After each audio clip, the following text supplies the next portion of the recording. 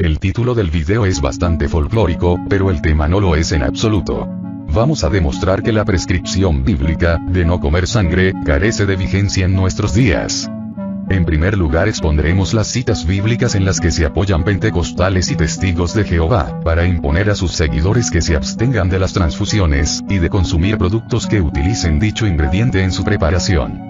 Acto seguido presentaremos los argumentos mediante los cuales esperamos demostrar la tesis a la que aludimos al comienzo, y es, que la prescripción bíblica de no comer sangre carece de vigencia para nosotros los cristianos del siglo XXI. La argumentación que presentaremos gravita en torno a tres ejes: histórico, teológico y bíblico. El eje histórico responde a la pregunta: ¿qué es el precepto mosaico, que prohibía a los judíos comer la carne de animales sin desangrar? El eje teológico nos permitirá comprender por qué los judíos se abstenían de comer la carne de animales sin desangrar. El eje bíblico responde a cuál fue la postura de la Iglesia cristiana respecto al precepto mosaico que prohíbe comer la carne de animales sin desangrar. Tres son fundamentalmente las citas bíblicas, en las que se apoyan los protestantes para prohibir a sus seguidores las transfusiones de sangre, y el consumo de alimentos que empleen este ingrediente en su preparación. 1. Génesis 9:4. Todo lo que se mueve y tiene vida os servirá de alimento. Todo os lo doy, lo mismo que os di la hierba verde. Solo dejaréis de comer la carne con su vida, es decir, con su sangre. 2. Deuteronomio 12:23. Pero cuidado con comer la sangre, porque la sangre es la vida, y no puedes comer la vida con la carne.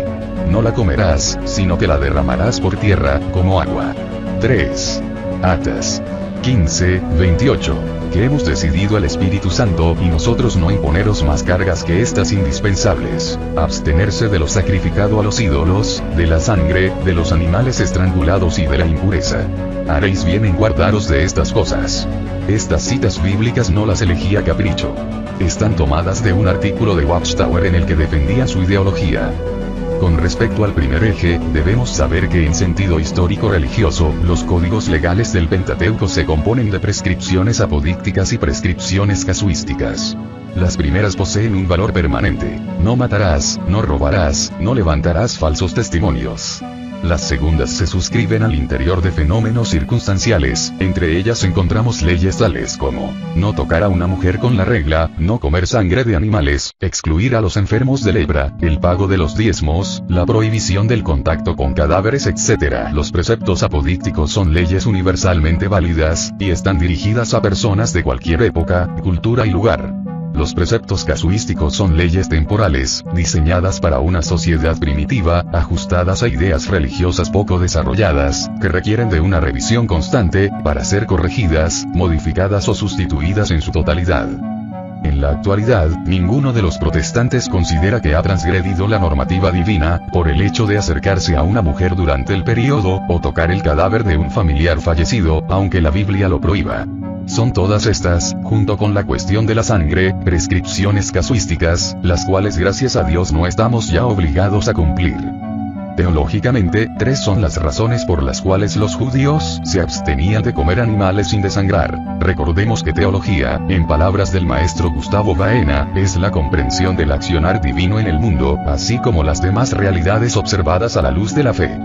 Primera razón. Los judíos de la época identificaban a la sangre con la vida, y como Dios es el único soberano de la misma, entonces debían abstenerse de consumirla. Esto obedece a una concepción bastante primitiva. Hoy sabemos que si bien la sangre es importante, no lo es todo en los procesos vitales. También pensaban que la liebre era un rumiante, Levítico 11:6. Y que la agitación violenta de las aguas del mar se debía al desplazamiento del monstruo marino Leviatán, entre las 7 columnas que supuestamente lo sostenían. Nada de esto es cierto. El sistema digestivo excluye a la liebre de los rumiantes, y los maremotos son causados por seísmos en el lecho marino. Pero el escritor sagrado no es un científico sino un profeta. De hecho, estos eran fenómenos que para la época ninguna persona estaba en la capacidad de explicar. En cuestiones de biología y los demás procesos, el autor sagrado no podía ir más allá de lo que veían sus ojos, juzgaba conforme a la apariencia sensible. Segunda razón. Los judíos asociaban la sangre al culto sacrificial, bien fuera en el gran templo o la tienda del encuentro, y por lo mismo, la sangre le pertenece solo a Dios al igual que los sacrificios, Levítico 3:17. El hombre no puede servirse de ella sino para la reparación de sus culpas. Pero resulta que nosotros no pertenecemos a este régimen sacrificial, el cual fue superado por el único sacrificio de Cristo. No asociamos la sangre de los toros al perdón de nuestros pecados, y no tenemos ningún reparo en utilizarla en situaciones críticas como salvar una vida, o menos importantes como lo es disfrutar de una buena cena. La tercera razón radica en que algunos pueblos paganos bebían sangre durante sus cultos idolátricos, como símbolo de unión a sus divinidades. Luego, en rechazo a estas prácticas, y para diferenciarse lo más posible de ellos, los israelitas suspendieron el uso de este fluido. Pero ninguno de nosotros, cristianos del siglo XXI, se come un trozo de morcilla en acción de gracias a ningún ídolo. A continuación vamos a ver cuál fue la posición de la Iglesia cristiana con respecto a las prohibiciones dietéticas de la legislación mosaica, y nos vamos a encontrar con que los apóstoles permitieron a los creyentes obrar con libertad con respecto a las mismas. Por eso en el Nuevo Testamento encontramos pasajes tan maravillosos como estos. Primera de Corintios 8,6. Desde luego, no es la comida lo que nos acerca a Dios, ni estaremos más cerca por no comer, ni más lejos por comer. Romanos 14:17. Porque el reino de Dios no es comida ni bebida, sino justicia, paz y gozo en el Espíritu Santo. Primera a Timoteo 4,4. Que todo lo que Dios ha creado es bueno y no se ha de rechazar nada, si se come con acción de gracias, pues queda santificado por la palabra de Dios y por la oración. Primera epístola a los Colosenses capítulo 2 verso 16. Por tanto, que nadie os critique por cuestiones de comida o bebida, o a propósito de fiestas, de novilunios o sábados. Todo esto es sombra de lo venidero, pero la realidad es el cuerpo de Cristo. Estas citas bíblicas serían ya razón suficiente para saldar la cuestión a favor de que los hijos de Dios se coman lo que les provoque. Pero es que a estas personas finalmente lo que les importa no es la Biblia, sino ir siempre en contra de lo que hacemos los cristianos católicos. Queda un último argumento, al que apelan los pastores pentecostales y testigos de Jehová, para sostener que nosotros los cristianos, también estamos obligados a guardar el precepto mosaico, de no comer carne con la sangre y de rechazar las transfusiones sanguíneas. El peso de esta cita bíblica, consiste en que aparece en el Nuevo Testamento. Sin embargo, analizándolo en su contexto histórico, podemos descubrir el error en el que caen estos señores al momento de su aplicación. El pasaje lo hallamos en las Actas Apostólicas, capítulo 15 versos 28 y siguientes, y dice de la siguiente manera, que hemos decidido el Espíritu Santo y nosotros no imponeros más cargas que estas indispensables, abstenerse de lo sacrificado a los ídolos, de la sangre, de los animales estrangulados y de la impureza. Haréis bien en guardaros de estas cosas. En términos generales, el contexto de la cita bíblica es el siguiente. Los judíos que se habían convertido al cristianismo, mejor conocidos como judío-cristianos, querían exigir a los cristianos procedentes del paganismo, llamados heleno-cristianos, que junto con el bautismo debían también circuncidarse y cumplir el resto de las prescripciones mosaicas. Esto era algo que los heleno-cristianos no estaban dispuestos a aceptar. De modo que se formó una disputa entre ambos grupos de la iglesia primitiva. La controversia fue solucionada durante la llamada Asamblea de Jerusalén al inicio del capítulo, llegando a la conclusión de que no era necesario cargar a los gentiles con las prescripciones mosaicas, ya que la salvación se daba por la vía de la gracia. Sin embargo, para disminuir la tensión y favorecer un ambiente más fraterno, se ordenó de forma solemne a los gentiles que se abstuvieran de aquellas costumbres que más escandalizaban a los judíos, entre ellos el precepto de no comer sangre. Nótese que el Espíritu Santo, que por la cerrazón de mente de los judíos, había inspirado a Moisés permitir el divorcio en la ley, aunque esto no estuviera de acuerdo al plan original divino. Permite ahora por razones análogas, el precepto de abstenerse de la sangre. Pero fue tan solo una norma transitoria, circunstancial y disciplinaria que cayó en desuso al desaparecer las comunidades palestinenses judeo-cristianas después de la Guerra del 70. Tengamos en cuenta que no todo lo que se dice en el Nuevo Testamento reviste un carácter doctrinal. Por ejemplo, Primera de Timoteo 2:11. Prohíbe a las mujeres de su comunidad el ejercicio de la enseñanza, pero esto no es una norma universal, atiende un caso particular. Si fuera doctrinal, entonces de ninguna manera podría haber mujeres pastoreando denominaciones protestantes. Lo mismo Pablo cuando exige a las mujeres de Corinto el uso del velo durante las asambleas. Eso no se lo dijo a todas las comunidades, solo a las mujeres de Corinto. No estaba por tanto pensando en un mandamiento que obligara a todas las mujeres cristianas de ahora en adelante, hasta el regreso de Jesucristo. Al parecer lo decía por las mujeres que antes de su conversión al cristianismo, servían en el templo de Afrodita en calidad de prostitutas sagradas.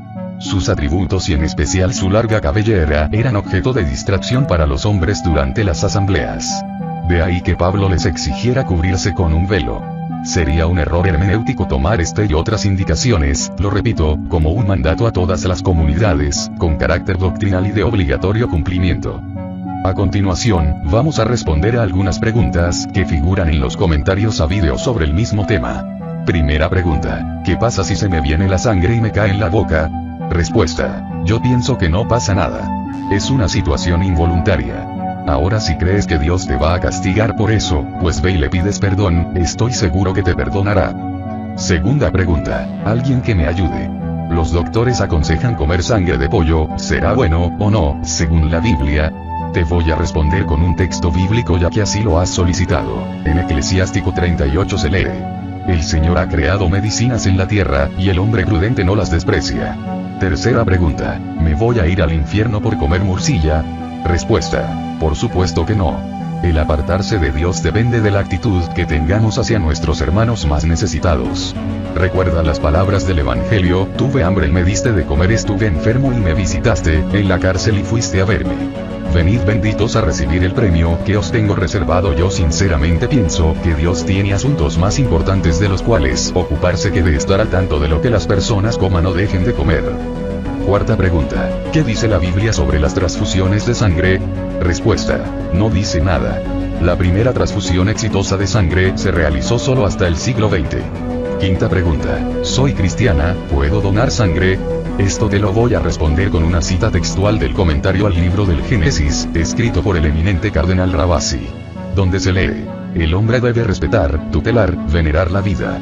En este sentido, podríamos decir, de una manera que solo en apariencia es paradójica, que las transfusiones de sangre, en un contexto cultural como el nuestro, son un modo de cumplir el verdadero mensaje y el significado profundo del precepto.